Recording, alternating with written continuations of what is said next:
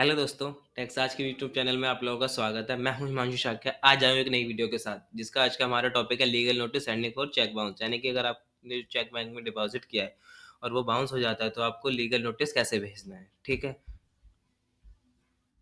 सबसे पहले हम बात करेंगे चेक। चेक क्या होता है? चेक एक रिटर्न ऑर्डर होता है जो ड्रॉअर अपने बैंक को देता है। बैंक जिसमें उसका अकाउंट ओपन होता है, उस बैंक को रिटर्न ऑर्डर देता है कि वो उसके बिहाफ पे ड्रॉई को पेमेंट करे। ठीक है, ड्रॉई पर वो पर्सन होता है जिसके लिए चेक बनाया गया हो या फिर उस टाइम पे चेक जिसके पास हो। ठीक है, और अगला जो आता है, details need to check at the time of cheque receipt.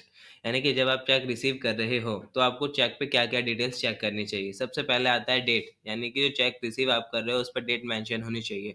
दूसरा आता है रिसीव फ्रॉम, यानी कि जो पर्सन आपको चेक दे रहा है उस पे चेक पे उसकी उस पर्सन की डिटेल चेक पे होनी चाहिए। उसके अलावा for and on behalf of, यानी कि अगर कंपनी के बिहाफ पे कोई चेक इशू कर रहा है तो कंपनी की डिटेल्स भी चेक पर होनी चाहिए। उसके अलावा बैंक एंड ब्रांच, यानी कि किस बैंक और ब्रांच का आपको चेक इशू किया जा रहा है। उसके अलावा चेक नंबर, हर चेक का एक सेपरेट नंबर होता है। ठीक है, वो नंबर भी आपको चेक पर देखना चाहिए। उसके अलावा amounts in words and figure, यानी कि जो अमाउंट चेक पर मेंशन किया गया चाहे वो वर्ड्स में हो या फिगर में, दोनों सेम होना चाहिए। अगर ऐसा नहीं होता तो आपके चेक बाउंस होने के चांसेस काफ़ी ज़्यादा हो जाते हैं।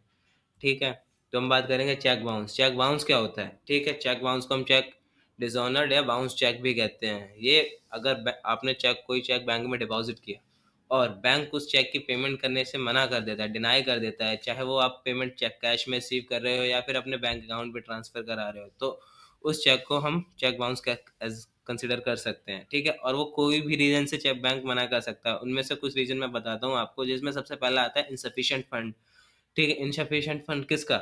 जिसने चेक आपको इशू किया हो, यानी कि ड्रॉअर का। अगर ड्रॉअर के अकाउंट में प्रॉपर फंड नहीं है, इनसफिशिएंट फंड है, तो चेक बाउंस हो जाएगा। उसके अलावा अगर सिग्नेचर मैच, जो चेक के जो सिग्नेचर हैं वो बैंक के डाटाबेस से मैच नहीं करते हैं, तो भी चेक बाउंस हो सकता है। उसके अलावा एक्सपायर्ड चेक या फिर कोई अदर इश्यू भी हो सकता है चेक बाउंस होने के लिए।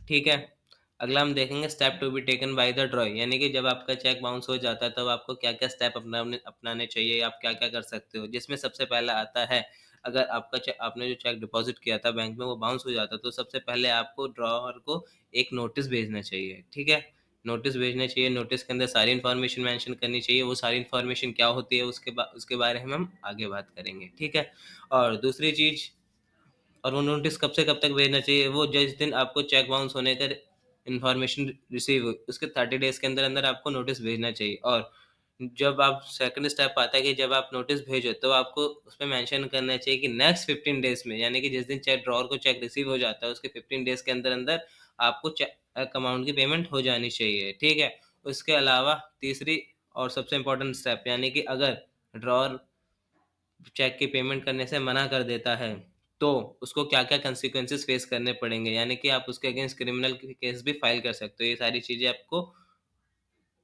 ध्यान में रखनी चाहिए। ठीक है, जब जब आपका चेक बाउंस हो जाए।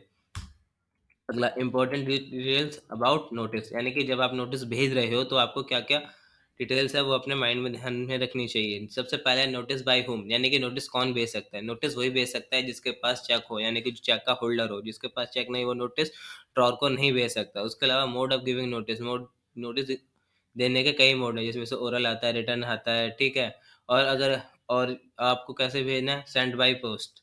ठीक है, और उसके बाद आता है नोटिस का ऑब्जेक्ट, यानी कि नोटिस के अंदर साफ साफ क्लियरली मेंशन होना चाहिए कि आपको नोटिस भेजने का पर्पस क्या है, आप किस एजेंडा से नोटिस भेज रहे हो ड्रॉअर को। उसके अलावा नोटिस टू, यानी कि नोटिस किसे भेजा जाएगा? नोटिस उस पर्सन को भेजा जाएगा जिसने चेक आपको दिया हो। ठीक है, अगला आता है details to be mention on the notice, यानी कि नोटिस के अंदर क्या क्या डिटेल्स मेंशन होनी चाहिए। ठीक है, उनमें से हम कुछ इंपॉर्टेंट डिटेल्स के बारे में बात करेंगे। सबसे पहले आता है payment of the original cheque amount in full. ठीक है, यानी कि जिस अमाउंट के लिए आपको चेक इशू किया गया था वो आपको नोटिस में मेंशन करनी चाहिए। उसके अलावा जब चेक बाउंस होता है तब आपको कुछ बैंक चार्जेस भी सफ़र करने पड़ सकते हैं, तो वो बैंक चार्जेस भी आप ड्रॉअर से क्लेम कर सकते हो। क्लेम करने के लिए आपको नोटिस के अंदर मेंशन करना पड़ेगा उन बैंक चार्जेस को भी। उसके अलावा आप ड्रॉअर से अश्योरेंस की भी डिमांड कर सकते हो कि ऐसी ऐसी कंडीशन फ्यूचर में कभी नहीं होगी। ठीक है, उसके अलावा डिमांड फॉर द पेमेंट, यानी कि जो अमाउंट था आपका,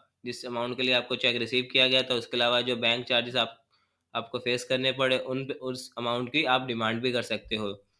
ठीक है। आप उसके अलावा कंसिक्वेंसेस ऑफ नॉन पेमेंट, यानी कि अगर ड्रॉअर पेमेंट करने से मना कर देता है या फिर किसी भी रीजंस के पेमेंट को डिले करता है तो उसको क्या क्या कंसिक्वेंसेस फेस करने पड़ेंगे, तो ये सारी चीज़ें आपको नोटिस में मेंशन करनी चाहिए। ठीक है। अगला आता है details required at the time of drafting notice, यानी कि जब आप नोटिस ड्राफ्ट कर रहे हो, ठीक है, तो आपको क्या क्या रिक्वायरमेंट चाहिए होगी नोटिस बनाते टाइम। सबसे पहला हेडर, यानी कि हेडर के अंदर आपको मेंशन करना पड़ेगा नोटिस। ठीक है। उसके अलावा डेट, नोटिस के अंदर डेट होनी चाहिए। उसके अलावा recipient information and sender information, यानी कि जो नोटिस है वो कौन भेज रहा है और कौन रिसीव कर रहा है, दोनों की इन्फॉर्मेशन नोटिस में मेंशन होनी चाहिए। नोटिस का सब्जेक्ट क्या है, ठीक है, वो भी मेंशन होना चाहिए। उसके अलावा इंट्रोडक्शन, इंट्रोडक्शन के बारे में आप बता सकते हैं कि जो चेक था आपको कितने अमाउंट के लिए इशू किया गया था, और उसके अंदर आपको क्या क्या पेमेंट रिसीव हुई या नहीं हुई, नहीं हुई तो किस वजह से नहीं हुई, बैंक बैंक ने आपका चेक बाउंस क्यों कर दिया, ये सब इंट्रोडक्शन में बता सकते हो। उसके अलावा details of the bounce cheque, यानी कि इसके अंदर जो जो चेक का अमाउंट था वो, ठीक है, चेक नंबर, चेक की डेट, और भी जो चेक की बाउंस चेक की जो डिटेल है, ठीक है, ये सारी चीज़ें आपको मेंशन करनी चाहिए। उसके अलावा legal basis and demand for the payment, यानी कि इसके अंदर आप पेमेंट की डिमांड, ठीक है।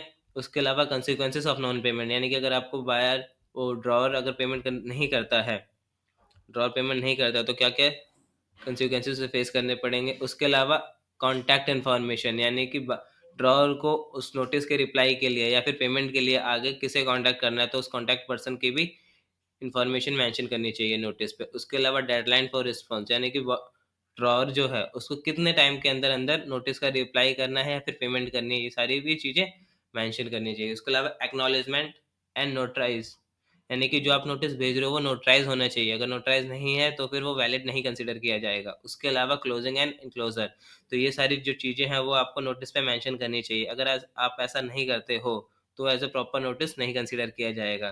ठीक है। आशा करता हूँ ये वीडियो आपको पसंद आई होगी। तो अगर आपको वीडियो पसंद आई तो वीडियो को लाइक करें, कमेंट करें, और ऐसी ही इन्फॉर्मेशन को पाने के लिए टेक्सास से जुड़े रहें, तो टेक्सास को सब्सक्राइब करें।